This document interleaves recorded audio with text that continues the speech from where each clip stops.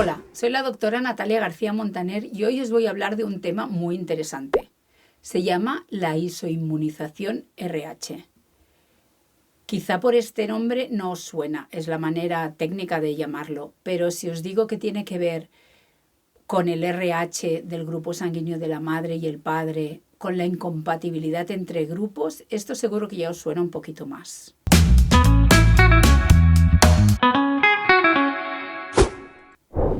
Voy a intentar daros un poquito de información fácil de entender sobre en qué consiste este síndrome. Para entenderlo tenemos que hablar primero sobre los glóbulos rojos, que sabéis que son las células que circulan por la sangre y que tienen la finalidad de intercambiar básicamente el oxígeno. Estos glóbulos rojos, cada uno de nosotros los tiene marcados con una especie de señales que identifican a qué grupo corresponden. Y hay tres grupos diferentes populares conocidos que son el A, el B y el 0, y luego otro tipo de grupo que se le añade al final, que es el RH, que puede ser positivo o negativo. Pues estas siglas y estos signos son los que identifican qué tipo de glóbulos rojos tiene cada una de las personas. El RH es un factor muy importante.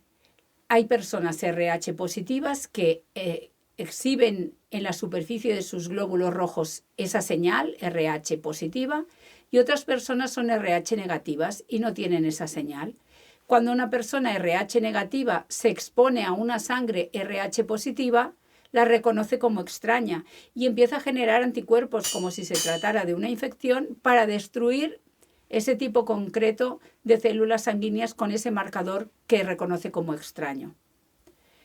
Esto es lo que puede suceder en una gestante RH negativa, que el padre sea RH positivo y la criatura pueda ser entonces RH positiva. Si en algún momento la madre entra en contacto con la sangre del feto, que es RH positiva, empezará a generar anticuerpos y esos anticuerpos destruirán los glóbulos rojos del feto, causándole una anemia que puede llegar a ser grave.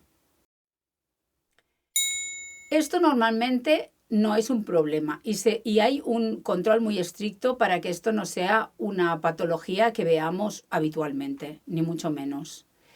¿Por qué? Pues porque durante el embarazo normalmente no hay nunca contacto de la sangre del feto con la sangre de la madre. Normalmente no la hay. ¿Cuándo hay contacto? En el momento del parto, seguro, porque es muy fácil que durante el parto haya algún pequeño desgarro o si ha habido una cesárea, pues hay sangre materna seguro y el desprendimiento de la placenta hará que por la vía vaginal se elimine sangre placentaria que corresponde al grupo del feto. Por tanto, ahí seguro que habrá contacto de la sangre RH positiva con la sangre RH negativa.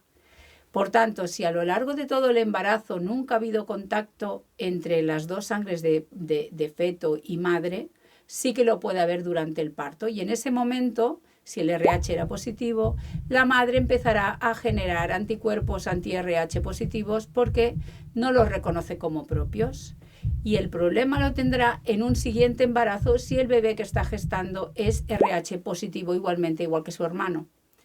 Durante todo el embarazo, a veces antes, a veces después, empezará a generar anticuerpos que destruirán las células rojas de la sangre del feto, causándole anemia. Esto lo controlamos en todos los trimestres de embarazo solicitando una prueba en el análisis de sangre que le hacemos a la madre que se llama test de Coombs indirecto.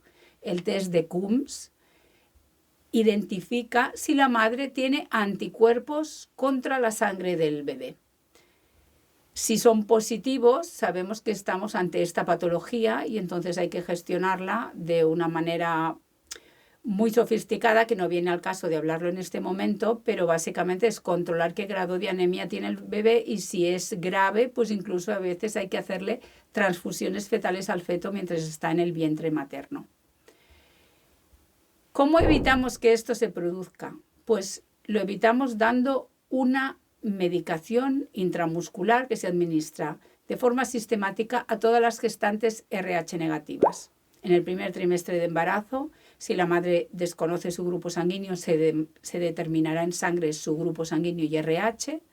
y si es negativa, alrededor de la semana 28 se administra una medicación que popularmente se conoce como vacuna, pero estrictamente no es una vacuna, sino unos anticuerpos anti-RH positiva para engañar al sistema inmunitario de la madre para que no los genere propios, sino como ya están circulando, pues si hay una eventualidad durante el tercer trimestre de que hay contacto de sangre fetal con la sangre materna, esos anticuerpos ya actúan y el sistema inmune no se entera.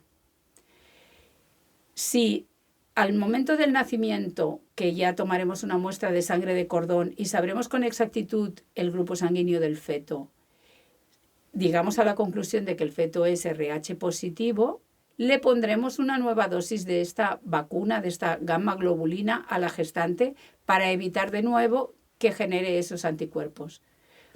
Con estas precauciones es suficiente para evitar que esto sea un problema de salud.